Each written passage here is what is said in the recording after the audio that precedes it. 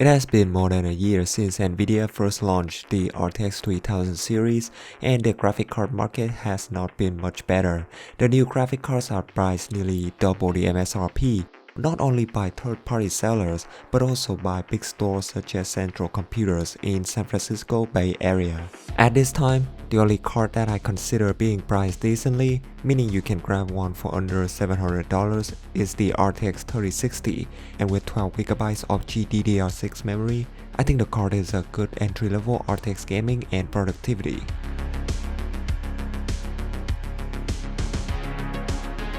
The 3060 I have in hand today is the EVGA XE Gaming.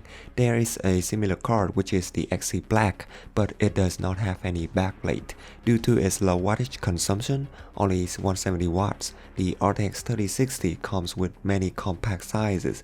If you are an ITX builder, it is less difficult in finding a single fan 3060 than getting a mini 2070 or 3060 Ti. But most of the single fan dual slot 3060s don't come with a backplate, so if you care about aesthetic or some thermal improvement, as you can see we have a thermal pad right here, then that should be a thing to keep in mind.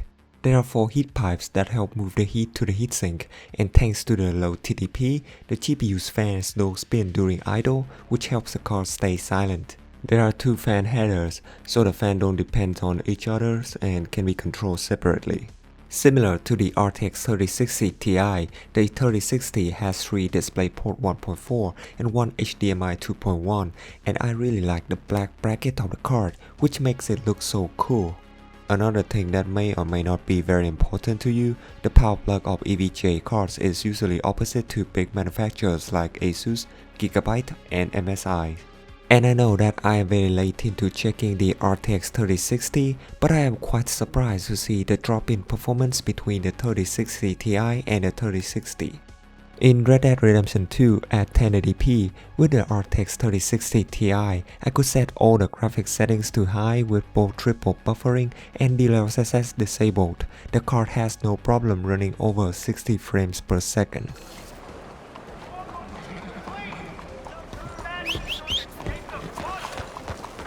Girl? Mister? Good day. I can't seem to catch a break today. Don't you let it get to you. Just keep running into prize idiots like you. Yeah, talk is cheap. With the 3060, most of the settings are high, except lighting and tree quality are set to medium.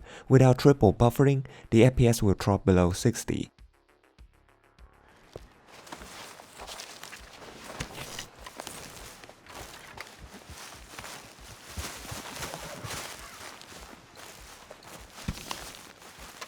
There are 2 ways of boosting frame rate, either using triple buffering or DLSS. I despise DLSS because it makes the game too blurry for me. By simply switching on triple buffering, the performance was increased and all the details remained, which kept the game beautiful.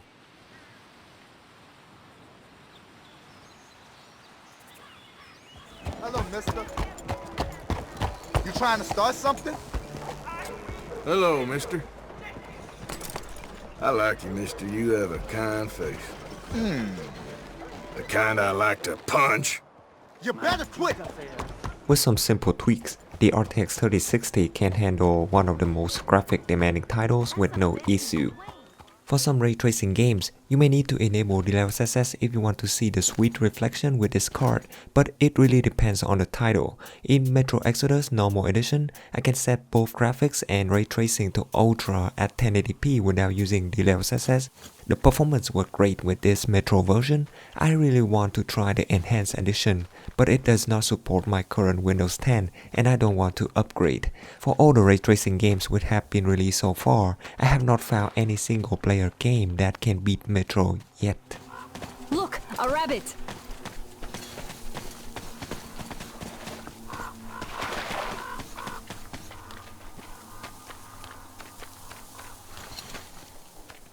The Witcher 3 and Red Dead Redemption 2 are two games that I consider to be the best in the last decade, and yet none of these two has ray tracing.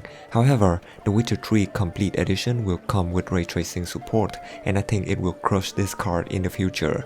For now, with all the settings completely maxed out, the card can run the game above 60 FPS.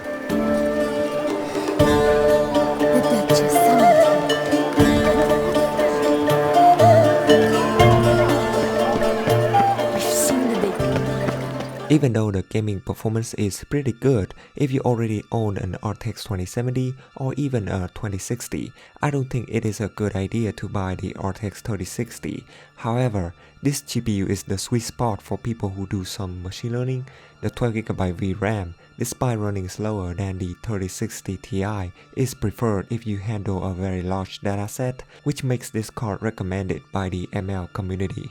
For people who love editing videos, the card is also a good choice. This video was edited with the RTX 3060 in Adobe Premiere Pro, and all my files are 4K 60 FPS. For encoding, I tested the output in H.265 format. The output was a 9-minute 36-second 8K 60 FPS video with target bitrate at 98 megabit per second. Total rendering time was around 50 minutes, and for the card like this, it is very impressive. If your output is just 4K 60 FPS, it will be way faster. To conclude the video, I think the RTX 3060 is the choice of 2022 while we wait for GPU price to calm down. The GPU can balance both gaming and productivity. Even though it is difficult to buy the card at MSRP, the current market price for it is still affordable. The card is the latest generation, so even if you buy a used 3060, the chance that it does not work is very slim compared to some last gen GPUs. I hope you enjoyed today's video. Please like and subscribe to the channel. I wish you guys a Merry Christmas, a great New Year, and I will see you in the next video in 2022. Bye bye.